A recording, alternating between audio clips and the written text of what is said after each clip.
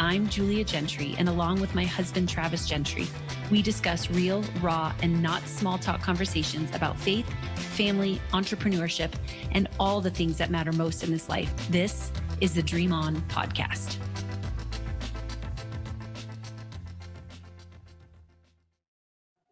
Welcome to the Dream On podcast. I am Travis Gentry. I am Julia Gentry.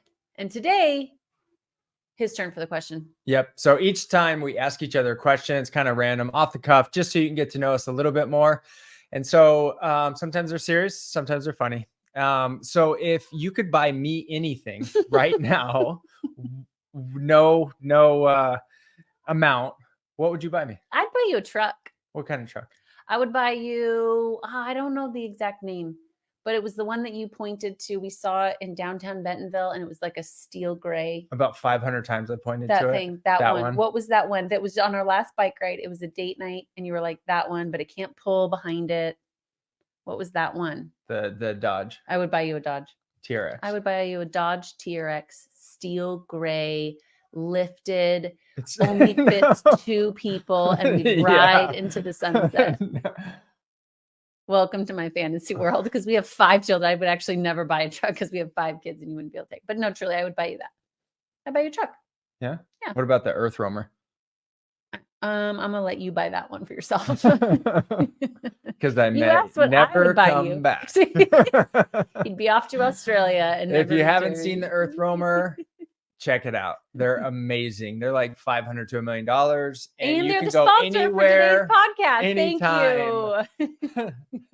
Yeah, that'd be amazing. At some point, someday. You know what? Here's our dream come true. In 20 years, well, let's say 17 years, when Roxy is living her life, her best life, Travis and I will be in an Earth Roamer, drinking beer, just doing life, which is funny. Yes. Yeah, baby. Here's what's funny about this, though, you guys, is we are sober. We don't drink alcohol, and so right now we have this joke.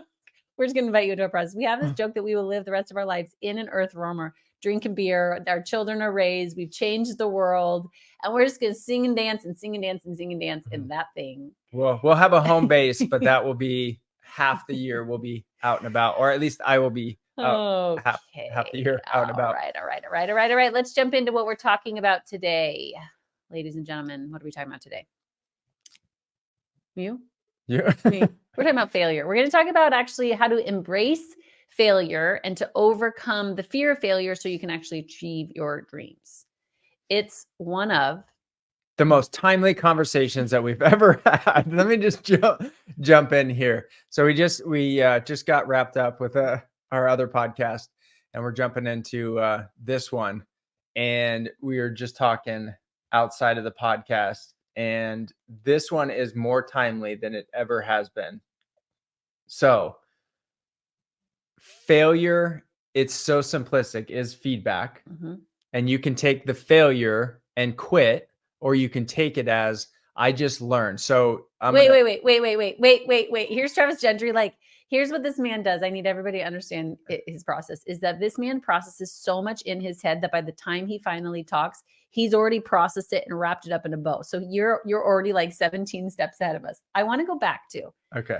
Do you remember the very first podcast when we all of a sudden landed on this like power of a word? And it's not the word, it's the definition of the word. Yes. Right. So already you're saying fear of failure, and you're like, it's just feedback. It's nothing. And no, I'm saying, but that's the simplistic way to look at it, of like, oh, it's just feedback. Obviously there's emotion behind it. Yeah. Yes. Yes. Okay. So I'm going into this, I was like, okay, well, let's really unpack what fear is, especially as it's wrapped up around the fear of failure. So, okay. Julia's going to lay the foundation, and then I'll give you a couple examples. So fear by definition is to be unsuccessful in achieving one's goal. It's the neglect to do something. So I just found that this definition was really interesting, because when you think about how fear plays such a huge role in our lives, and that's what I was going to say, the number one thing I hear from people of why they're not chasing their dreams at a head level is the fear of failure. When it gets down to a deeper level, it's disappointment, right? They've been so disappointed that but at a head level, the majority of people would say that fear of failing is one of the reasons that they're not chasing their dreams. But the fear is to actually just be unsuccessful in achieving one's goal. So it's like the power of that word, and like, I'm so afraid that I'm going to fail that I don't, which then equates to the exact definition. So then you like, don't do so then anything. you don't do anything. So then you failed. Then you fail, then you become this like self-fulfilling prophecy. And so anyways, I found that to be so fascinating. But what we want to invite you into is this reality that I think fear of failure is a part of life, but I don't think it has to be the end point. Do you know what I mean? Mm-hmm. Like, it could be the starting point, like, I'm afraid of this, but it doesn't have to be the end. And for most people, I feel like it becomes our end Mm-hmm. as opposed to the start. Do you know what I Mm-hmm. mean? Most people go, I'm afraid of that, I'm not going to do it, end. And what if it's, oh, I'm afraid to do this, let's begin. Yep. And we talked about this a couple of weeks ago on the couch, and I'd mentioned to you, if you're not willing to take the first step, you won't take the last step. Oh man. So the context behind that is like, if you're not willing to step into and overcome your fear to actually try whatever it is that you're wanting to do or accomplish, you are sure not going to move forward, because it's not going to be easy all the way. Yep. So are you going to take the last step to actually be successful in whatever that is that you're going to be doing? Well, it's because it doesn't get easier is what I'm saying. Totally. At the end of the day, Yep. there's and it actually is easier. And there's a book out, and I can't think of the name of it, but it's basically talks about, just like if you're starting a business or you're working out or whatever, you tend to like see results, or there's an emotion, there's movement right away. One, it's just taking that step to put yourself out there. But then once you start going, then there's actually, you tend to get a little bit more momentum quicker because everything is new. Yeah. And then you hit this like roadblock, and it's actually in your book, as far as climbing Mount Everest, and how you have to acclimate. You go up and then you come back down. You go up and then you come back down. And that's the way it is with anything that you do. But just to take that first step to say, I'm going to climb Mount Everest, and then you start to train for it, that's the hardest part. But then you get a lot of results up front, and then you take a few steps back. Yeah. And then you take 5 steps forward, and then you take a couple back. And that's the way it feels in success of anything that you're trying to accomplish. Totally. That's worthwhile. Well, and I think what's fascinating to me is when I look at the areas in my life that I would say, oh, I'll own that. Like, there's some fear of failing in that. And then I look around at all of the people in our community that would say the same thing. It has very little to do with the actual performance, and it has everything to do with ultimately their identity. So what I mean by that is there's the subconscious thing that says, I'm afraid of failing. Underneath that is, then I am a failure. Right? Like, it's actually, though we might go, no, I'm afraid that I'll lose the money. I'm afraid, that it won't work out. I'm afraid that the business, won't grow. But what's underneath the fear, that ultimate feel of failure, is not just failing at productivity. It's failing at being human.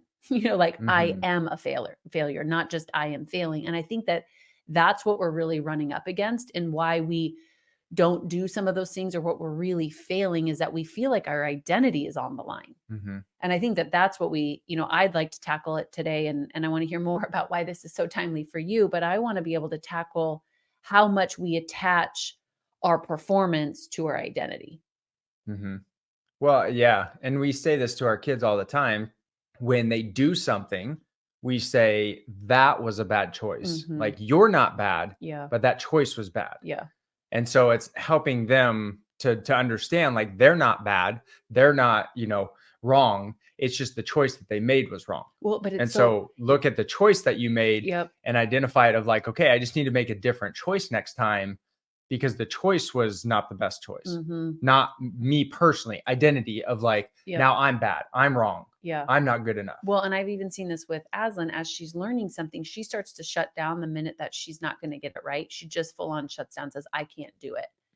And it just makes me wonder, as you're watching your kids learn to learn, you start to see how powerful those formative years are, because you're like, this is literally where we learn to learn. We learn to think, we learn to feel, we learn and so as I watched her, I'm like, what causes her to just shut down when she doesn't know? Because what we say over is, baby, you're not always supposed to know. That's part of why you're learning this, is that you're not supposed to get it right out of the gate. Mm-hmm. But you can already tell that there is this thing in her mind that if she's not getting it right the first time, then she just doesn't do it.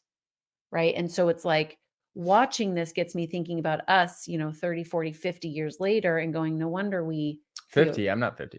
For those listening, I'm just making sure that I'm creating this inclusive 70, environment. 80, 90.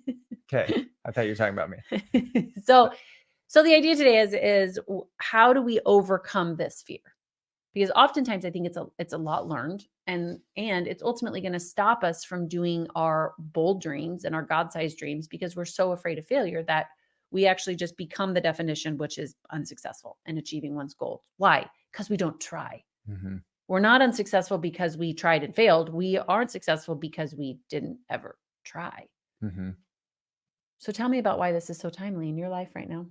So this week was the worst trading week that I've had. So I do equity trading, day trading, swing trading, and it was by far the worst week I've ever had monetarily.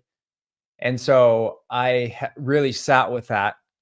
And at the close of even, my session today, and I'm like, man, I could beat myself up. This was all tied to money, which money I'd like to talk about on a different podcast, as far as like how much we put into like this fiat currency and money and, status and, what it makes us, what we think it makes us, and doesn't make us. So not to get sidetracked. But what I came to the realization is that it was actually, I'm reframing it and looking at it, okay, monetarily, my worst week ever. But for me to get to this point, to have my worst week ever, I looked back at where I've come from, and then looking at why and what I learned through this week is you can't teach it. Like you have to like go through it. And I've listened to podcasts, I've read books, I have coaches and mentors, and you're like, at some level though, it's like me telling you how to ride a bike, and then you get on the bike and you're doing good, and at some point you've got to fall to know to not turn a certain way or to pedal or drop the gear, whatever it is. You have to physically experience it. Yeah. As opposed to me just telling you that, yes, there are certain things that you never have to experience. And that's why you hire a coach and a mentor to guide you and navigate you through don't do these things, because these are, 101. And there's also different levels now, looking back at the last year, that I'm at a different level than I was a year ago. Yeah. And so now learning this real time, it was a bad week, but looking at, I don't want to have this bad week in a year or two, because it's going to be 10x as far as the amount that I would lose, because where I know I will be at. So how did you flip it? And is that normal for you to flip it, especially if you have a bad week and you go, nope, that was just a failure? That was like, how do you know to flip it in that moment? How have you trained yourself to gain a different perspective? Like, how did you, granted, sat with like the remorse and the frustration of that, and then how did you know to flip it, to have that perspective? Well, I think it's just been practice over the years of what we've, and there again, it takes less and less time to get over something. In the past, it would take, a week, and then it would take a couple days, and then it would take a day, and then it's an hour, and then it's 10 minutes, depending on what it is. So I had to really process that. It didn't just happen in like 2 seconds. It was like, okay, like here's what happened this week. Here's what I learned. But now I've got to look at the benefits of what this is allowing and doing for me to set me up for that next level. It going back to like the Mount Everest and climbing. Trading stocks is the same ways. It's patterns within patterns. The trend is your friend until the end. And so I went against the trend, and the patterns, I didn't focus on the pattern setup, as opposed to me wanting it to do something and following my rules. And so it's just allowing me, okay, it wasn't, yes, it was a monetary setback, Yeah. but the skills and what I learned from that, I won't do it again. Talk to me about, you just said I didn't follow my own rules. How conscious of you are you of those rules?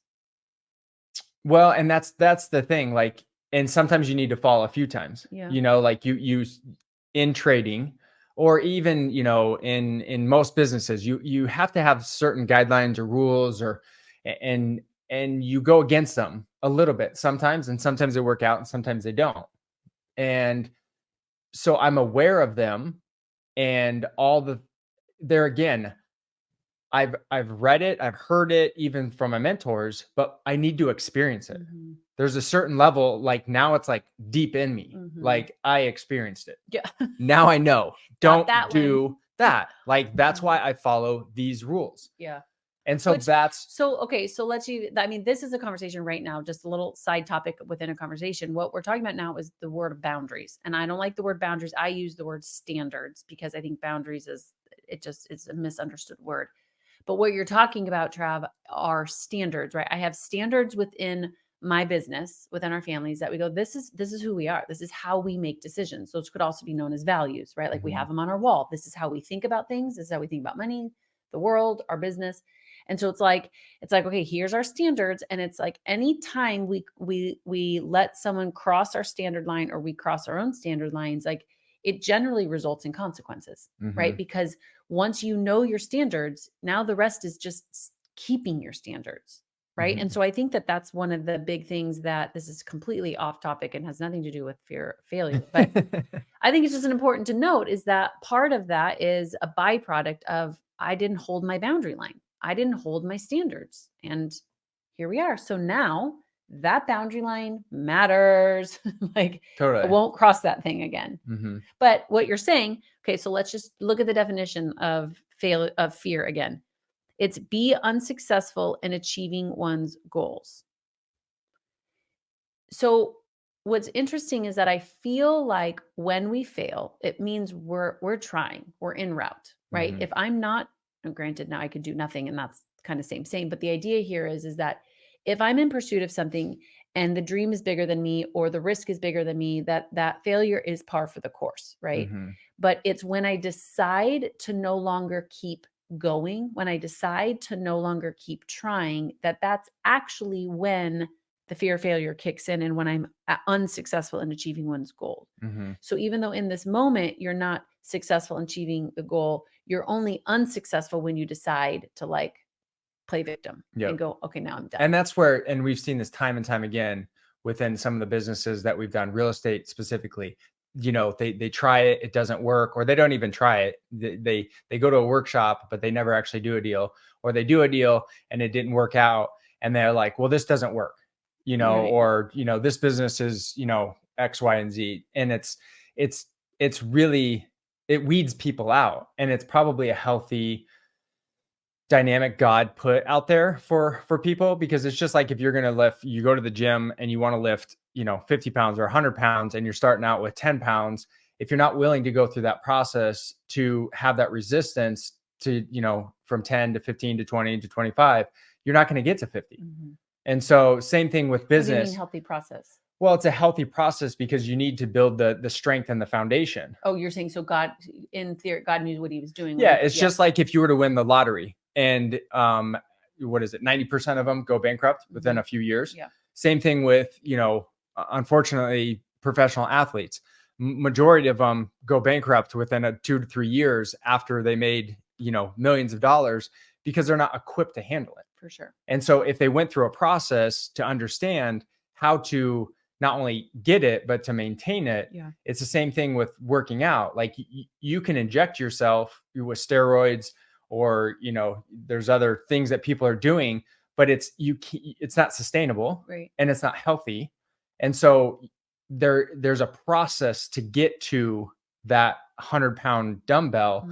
And you have to go through that process to be able to lift it and sustain it and maintain that. But I think what's so funny is that some of the, like what we're talking about right now, is so much people like, we know this at a head level, like they need to have a process, and all of us, I think we're subconsciously thinking that the process is going to be perfect and that it's going to look beautiful, and then I'm going to do all the right things, and that there's not going to be any obstacles, and that it's just, and so then when hiccups happen or obstacles, or we fail, or we miss the mark, or we lose money, it's like the mental and emotional, like the climactic effects that creates within us, I just feel like is where the enemy tries to rob the joy in the journey. Mm-hmm.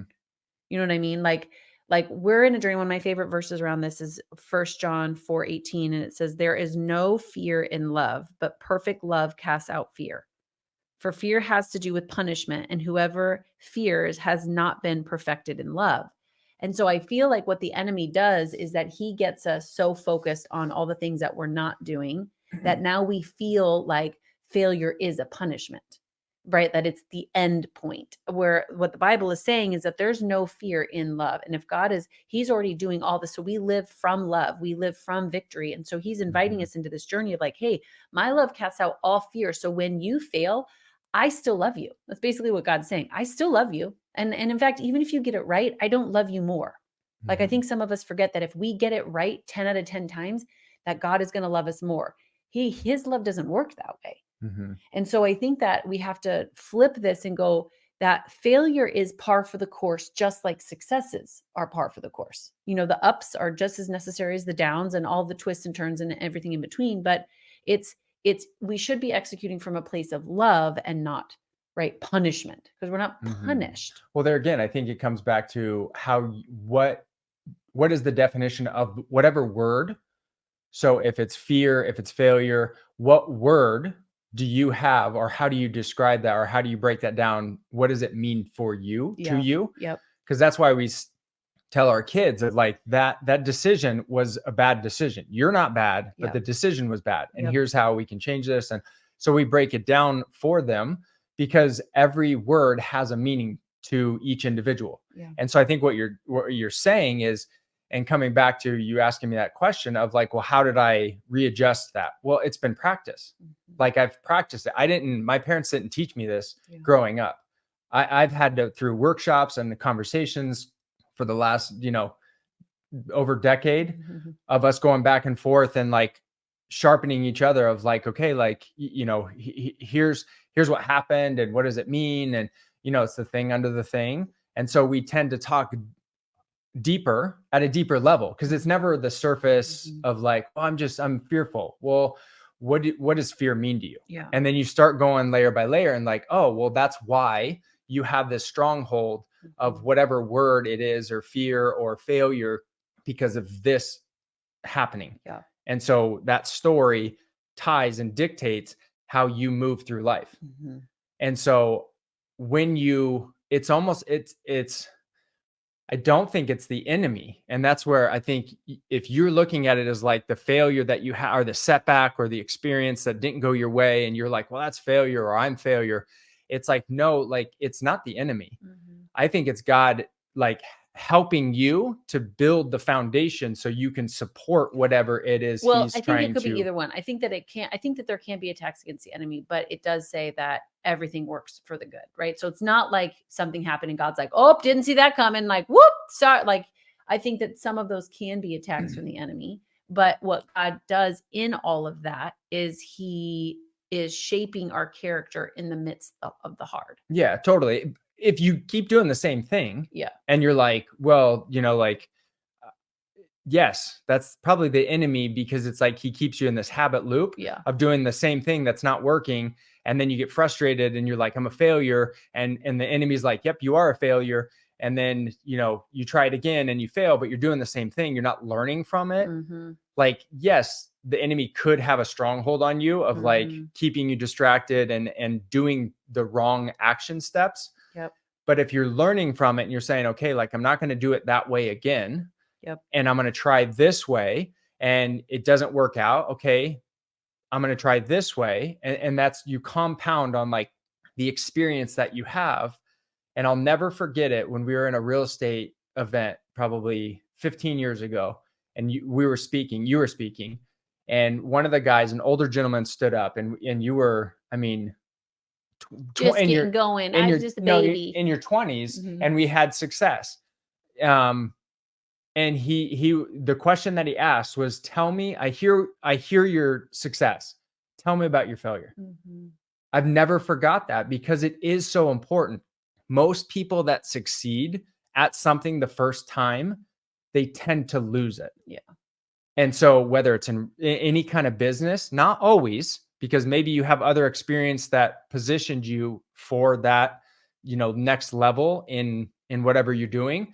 But for the people that are resilient, that sustain success, it's not about getting there. I think, It's about staying there. yeah, it's about Yeah. staying there. So it's not about making $1 million. It's about keeping $1 million. Yeah. It's not just getting married. It's knowing how to stay married. Stay there. Yeah. So it's like that question is I'll never forget it, because it's like, this is part of the process. Okay. So here is your dream work. Listen to this. Linda, listen, Linda, listen.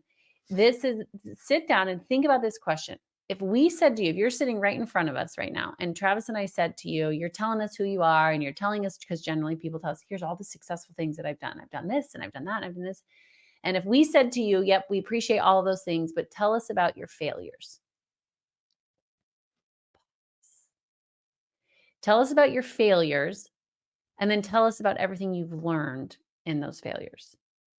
Like, that's huge. That to me now makes failure a starting point, not an end point, right? A starting point, because if I fail and I can sit back and go, what is this teaching me? What am I learning? Who am I becoming? What do I not know about God or money or people yet that I need to learn? Then it actually creates a whole world of possibilities that can take me to your point, where I climb high, I fail, I sleep low, I learn the lesson, and I'm catapulted into the next level of success. Why? Not because I know about success, but I've actually learned lessons, which is called wisdom. Mm-hmm. Do you know what I mean? Mm-hmm. So it's like, think about that. Think about all the things that you have failed at.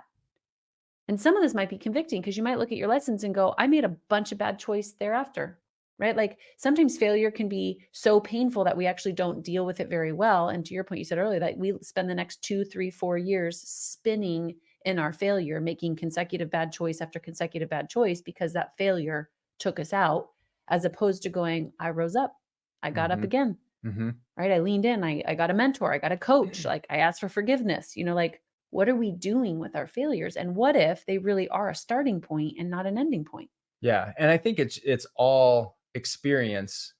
As you're saying that, it is all experience, as far as like you're learning through the process of some of the failure or other people's failures. You're either going to learn two ways: through your own failures or through someone else's. And I've seen that in other people, where they fail and they actually don't get back up and keep going, when they could have been like 10 times more successful. Yep. They chalk it up as, I'm a failure. Yeah. And they just quit. And then they just stop, which is the definition, right? It's when now I'm unsuccessful in achieving one's dreams. Okay, so here's what we're trying to propose today. Don't stop, right? Even if you fail, it's a starting point. It's not a stopping point. Even people go, well, God has failed me. God is not done. Like, he's not done. And I, again, I remember when Mal died, that felt like a very pivotal end point, right? Mm-hmm. Like, I will never forget the day I hit the floor, and I really remember thinking, God, this is the end. And now here I am 20 years later, realizing, no, it was just the beginning. It was the end of her life here. But what his plans were so different, and has taken my life in such a different trajectory that, don't get me wrong, I would still wish her here more than any of those things. But the idea here is, I think we can get so fixated on the failure, or God failed, or I failed. And so then we like close off the fact that, no, he's not done. Mm-hmm. It's not, it doesn't have to be done, if we choose to realize that failure is not punishment. Failure is par for the course along the way. And if we look at it, right, like God, his perfect love is here to cast out all fear along the way, even in the midst of failure. Mm-hmm. And we talk a lot about fitness and health, because that's one of our passions. We talk about God, we talk about business and entrepreneurship, because that's what we do. Mm-hmm. One of the things that, piggybacking on what you're saying, is that I've heard this before from a few different people, where they say, well, the church hurt me. Mm-hmm. And the church didn't hurt you. It was people in the church that Yeah. hurt you. And so then they don't go back to church. Yeah. Or they run from God because, well, God did this. Well, God didn't do it. It was just a person that maybe did something. And now you're minimizing God to that individual that hurt you. Has nothing to do with God. And so I would just, on a kind of shift in a little bit, like if you've had an experience at a church that hurt you, just know that it's people that run those churches and it's not God. Yeah. And God wants you. God wants your heart. God wants you to come back to church and have a relationship with him, not a person. Yeah. And I've heard that. So as you were saying that, it's like, just felt like maybe someone needed to hear that. Like, the church may have hurt you, but it's not God that hurt you. Yeah. Yeah. I think the hardest part about life is peopling. Peopling is so hard. And I think that today, more than anything, we just want you to know that you are loved. And just because you failed doesn't mean you're a failure. It means you're en route. And with every step you take, whether it's a win or a loss, it's one step closer to where you want to be. And so we want to encourage you today that even in the midst of your failures and your wins, you're at a starting point. And what are you going to choose today? So thanks for joining us on another episode